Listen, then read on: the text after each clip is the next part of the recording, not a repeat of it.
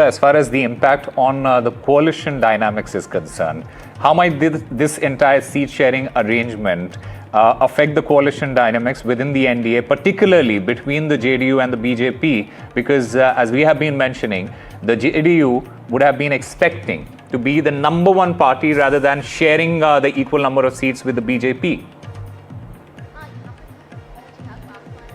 Well, that's a great question, Osama. But, let's also discuss the timing of this announcement, which has been so much synchronized with the entry of the Prime Minister in the BJP headquarters just ahead of the BJP CEC meeting. And to the question that you asked, yes, a lot of us thought that the BJP could be fighting 1 or 2 seats fewer than the JDU, just to give the JDU and Nitish Kumar's party the kind of symbolic predominance that it has, because it is under the face, it is under the name, character, and, it is under the personality of Nitish Kumar and his politics that the BJP is also fighting these elections. But yes, the talks have gone in a different direction. But yes, all the parties have also been in some ways given a sense of reassurance that they will be in some ways given the respect that they deserve. Yes, we did expect the JDU to fight probably 1 or 2 seats more than the BJP. But yes, both of them are fighting on 101 seats each. And this also could be because Chirag Paswan has demanded more seats. Remember, he started with this demand of 35 seats, and then he said that he will not be he will not budge on this demand of 29 seats, and 29 seats have now gone to him. And this is also a recognition of the kind of dominance, the hold that he has over Paswan voters. Paswan, just for the benefit of our viewers, is a community that belongs to the larger Dalit community. And Chirag Paswan has performed consistently, in the last few elections, specifically when it came to 2024 Lok Sabha elections. He had a 100% strike rate. He's a cabinet minister, which is why he's also seen as really important for the NDA scheme of things. And of course, both BJP and JDU will be fighting 101 seats, while JDU remains in some ways pivotal to the character of the alliance that the NDA has, specifically because of Nitish Kumar. It's important to also note that it's a BJP that has been really succeeding in kind of getting vote share and the number of seats, be it 2020 Lok Sabha elections or for that matter the other elections as well. It has in some ways emerged as the most important force in the state of Bihar. Last time they fought about 110 seats in which they've won about 74 seats,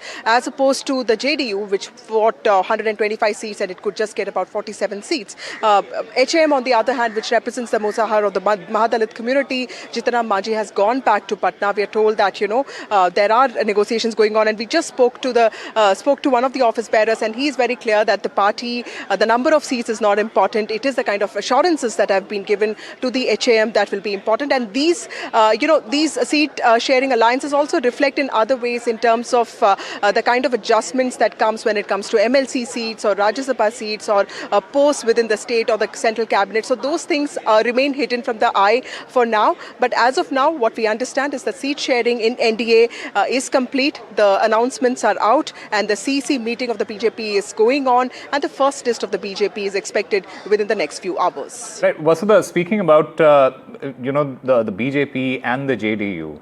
And given the history of Bihar and the shifting alliances in Bihar, as far as the elections are concerned, we have seen that in the past many times. Is this also going to be a stability test for the alliance in Bihar, especially the BJP and the JDU?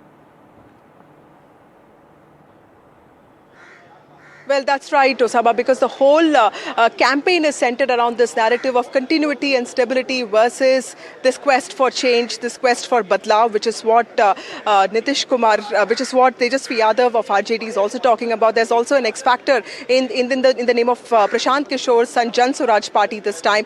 So this time the election is all about the people of Bihar, if they are ready for that kind of change, or they really want to trust Nitish Kumar and the NDA alliance with their future. And remember, Nitish Kumar could be fighting his last election this time. Like, we're not sure if he's fighting election, but this could be his last election, considering there have been questions raised on his health as well. So this is going to be that one transformative election for the state of Bihar, where the people decide if they want to go, if they want to continue with the kind of stability that Nitish Kumar has provided to the people since 2005, or they want a change. But while a lot of people say that the reminder of Jungle Raj is often in vain, because people don't really remember what it was. Remember that Lalu Prasad Yadav's family, especially Tejasvi Yadav, has come to power at least twice in the last many years.